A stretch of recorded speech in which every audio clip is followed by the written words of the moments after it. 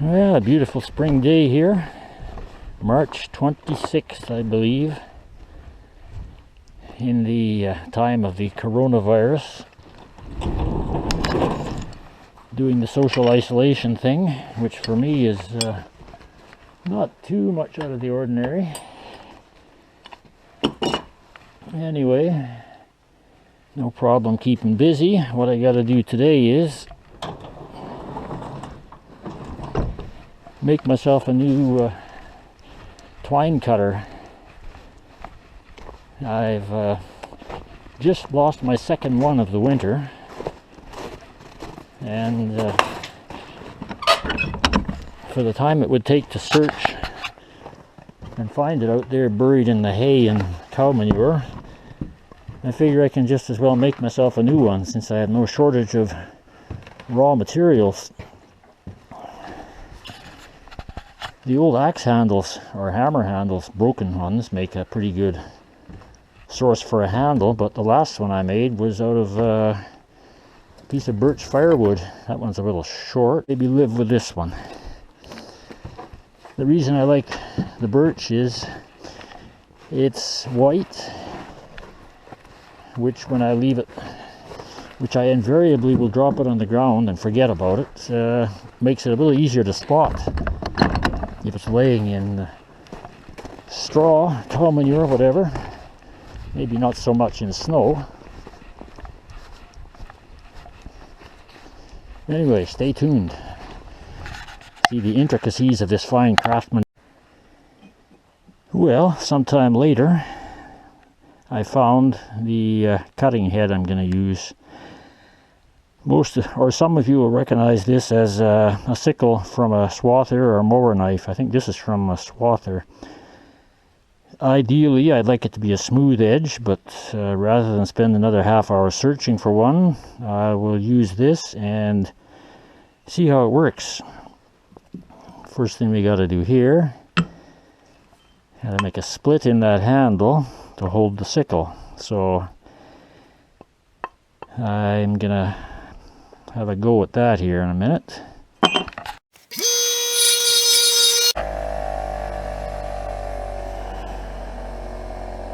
Okay, that'll do for now.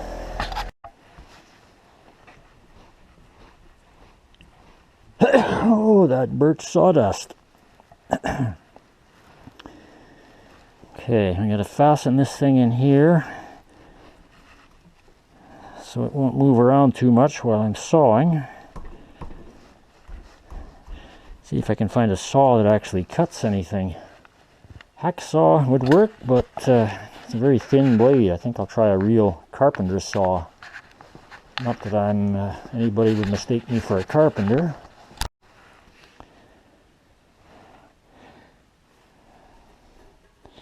Well, we'll give this one a go.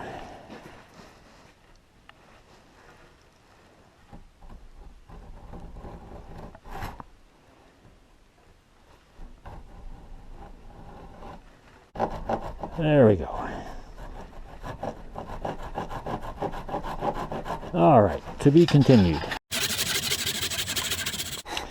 It's getting there. I think now I better try a little measurement here.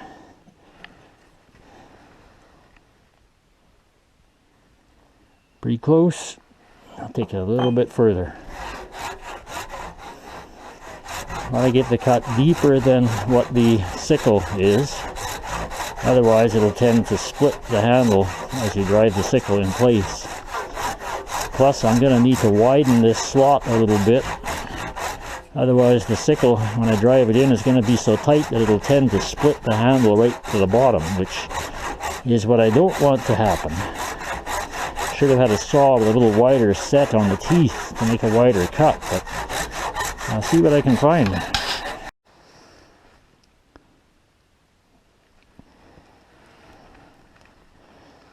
Yeah, that's too tight. I'm gonna have to widen the gap there somehow. Well, I'm making a lot of sawdust, if nothing else.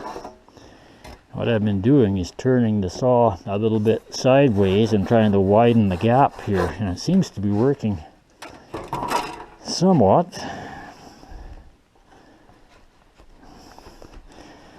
Still a little on the tight side. I know I could drive it in there, but first things first, I guess we want to make some holes for the rivets. And when I say rivets, I don't mean the traditional style of rivet. Yeah, I should have cut that a little bit lower. We don't want to have the hole too close to the end of the handle, or it'll have more of a tendency to split. So I'm going to have to grind this back a little. And to do that, I'm going to try the old traditional rasp that is probably older than me.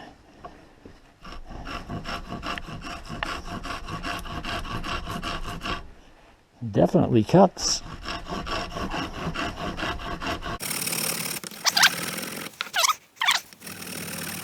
It's a little tricky trying to keep the angle right. I want to have these two flats pretty much parallel to each other. Make it a little easier riveting. But we're not making precision carpentry tools here.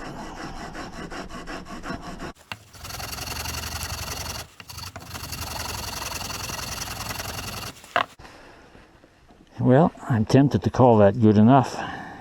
Yeah, I can live with that. So now,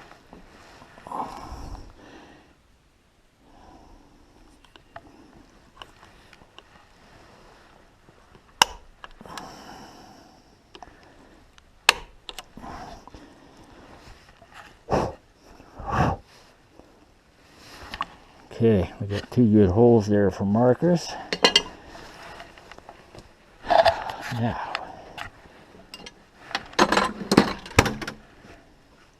I have to pick out a drill bit that is very close to the size of rivet I'm going to use. Not too big, not too small. So this may take a while. Okay, I like this one. Well, I don't like the fact that it's crooked as a pretzel, but we have the technology to straighten that out. Some of you will notice it's just basically about a 4 or 5 inch spike, but they make a pretty good rivet. Not to be perfect, but the straighter it is, the easier it'll go through the handle. Oh, that's hard on the hands. I need my mitts. Vibration is a killer. Much better. This is the same anvil that I smashed my thumb on back in 1985, I think it was. Permanently deformed my thumbnail, and it was extremely painful for quite some time. Not too bad. I think I can live with that.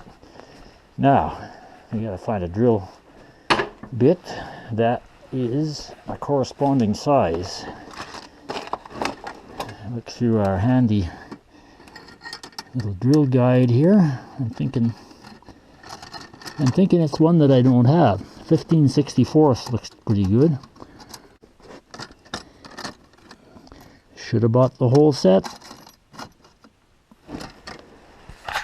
Okay, here it goes.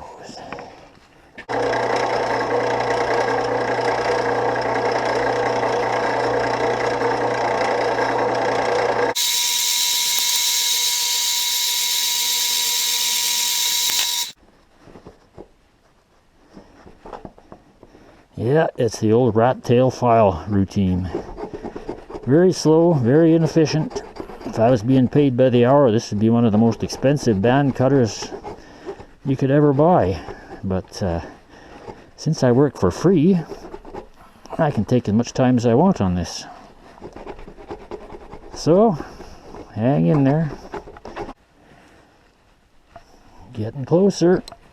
The only problem with this is there is a possibility of getting the holes a little off center and the spacing out for the sickle. So I guess we shall see.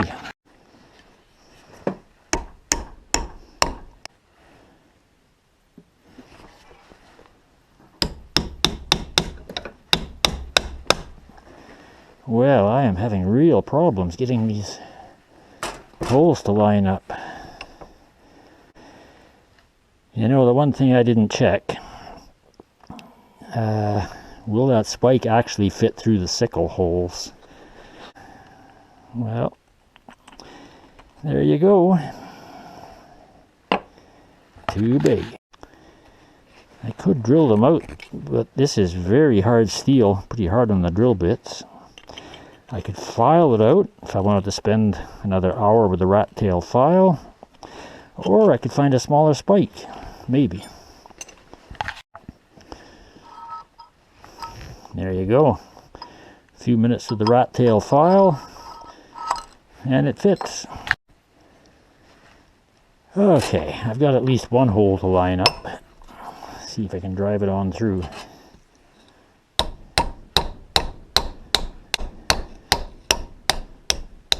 There's one. Now we got to cut this, not too long, but to leave enough material there to hammer down into a mushroom-headed rivet that'll hold good and tight. So I'll take my best guess there with the hacksaw and saw that off.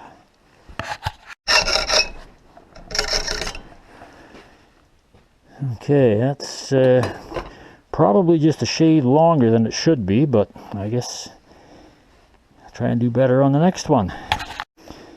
Now hopefully this will drive in there without too much protest. Now some theories are you should beat the thing to death with a few mighty blows and get it done like that, but my idea is that it takes a whole lot of very slow tapping to gradually mushroom the head and tighten it up in the hole. Yeah, it's starting to mushroom already, but if you go crazy on it and bend it sideways or something,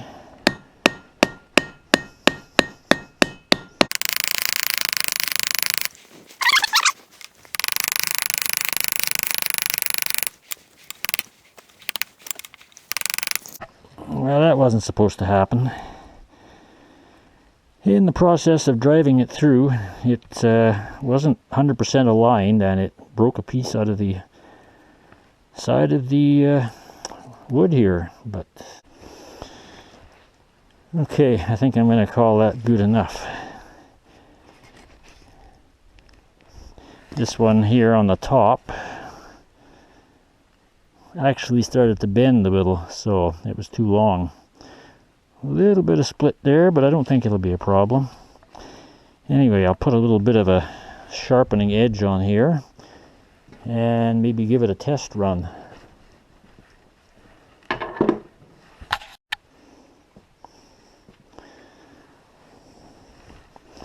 Get these safety glasses on. I've had one piece of steel dug out of my eyes in my lifetime, and I don't want to repeat it. Okay.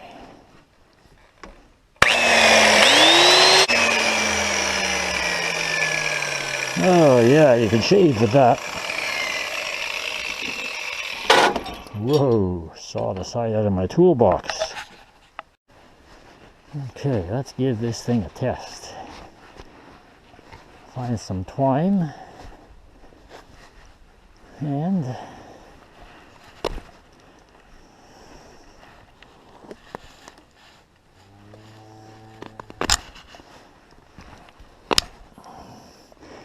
yeah, that serrated sickle tends to grab the twine a little, but not a problem. I can live with it. It's a crude old piece of junk, but at least if I lose it here in the rotting cow manure, it's no great loss.